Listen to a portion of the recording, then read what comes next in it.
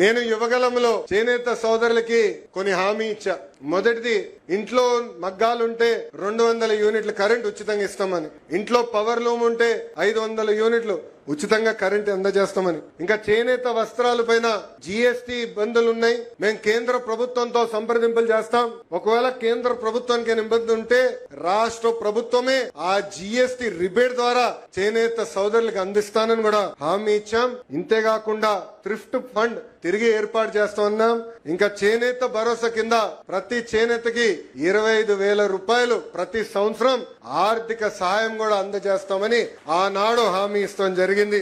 స్వర్ణకారులు ఎప్పుడు లేని విధంగా కార్పొరేషన్ కూడా ఏర్పాటు చేస్తామని ఆనాడు ఇదే గడ్డ పైన నేను హామీ ఇచ్చా. గౌరవ ముఖ్యమంత్రి గారి సహకారంతో ఇచ్చిన ప్రతి హామీ ఈ రోజు మేము నిలబెట్టుకున్నామని ఈ సభాముఖంగా మా చేనేత సోదరులకి నేను తెలియజేస్తున్నా.